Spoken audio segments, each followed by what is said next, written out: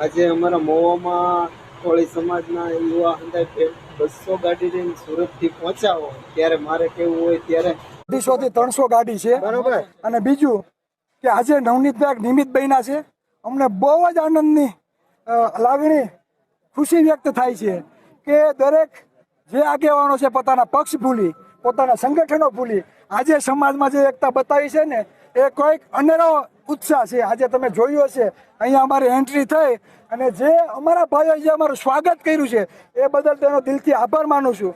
ખાસ નવનીતભાઈની જ્યારે વાત આવે ત્યારે કહેવાનું એ થાય કે આ જ્યારથી બનાવ બન્યો છે ઉદ્ભવ ક્યાંથી થયો કે પોલીસ પ્રશાસન દ્વારા એના અધિકારીઓ દ્વારા અજાણ્યા શખ્સો આવું લખી આરોપીને છાવરવામાં આવ્યા. તો તે પીઆઈ બેનને માત્ર ઘરે બેસાડવામાં આવ્યા પણ એના ઉપર ગુનો દાખલ કરવામાં આવ્યો નહીં. એક અધિકારી પછી બીજા અધિકારીની તપાસ આવી, પછી ત્રીજા અધિકારીની તપાસ આવી, પછી એસઆઈટીની રચના કરવામાં આવી.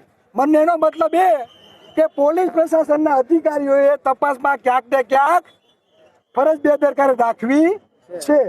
પોલીસ પ્રશાસનના વડા ગૌતમભાઈ પરમારને હું કહેવા માંગુ કે અમને તમારા ઉપર વિશ્વાસ છે. અમારા જે પણ આદરણીય આગેવાનો સરકારને નમ્રતાથી રજૂઆત કરવા ગયા અને જે સીટની તૈયાર એસઆઈટીની રચના કરવામાં આવી તો અમને વિશ્વાસ છે કે વહેલામાં વહેલી તકે તેનું યોગ્ય નિરાકરણ આવે. જે શંકા કુશંકા છે તેનું યોગ્ય સમાધાન થાય. જો એસઆઈટી દ્વારા યોગ્ય ન્યાય નહીં મળે તો આ સમાજ હવે જાગૃત થઈ ગયો છે, સમજી જાજો. રાજકીય પક્ષો પાસે માત્ર ને માત્ર છે ને ટિકિટો છે. સૌથી વધારે મત આ કોળી સમાજના છે. એટલે 2027ની સીટમાં આ ગુજરાતમાં 25 સીટો એવી છે જ્યાં કોળીની સૌથી વધારે વસ્તી હોવા છતાં કોઈ ટિકિટ આપવામાં નથી આવી.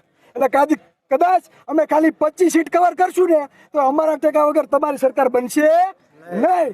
એટલે આ કાન ખોલીને સાંભળી લ્યો. હવે આંદોલન કરવાની જરૂર નથી પણ ગામે ગામ એવા યુવાનો તૈયાર કરશું કે પોતાના મતની કિંમત શું છે, ઓબીસી એસસી એસટી સમાજને સમાનતા કઈ રીતે મળે, આરક્ષણ કઈ રીતે મળે, બજેટ કઈ રીતે મળે, તે ઘર ઘર સુધી જાગૃતતા લઈ આવી અમે અમારી ખુદની સરકાર બનશું તેવી વ્યવસ્થા સ્થાપિત કરશું.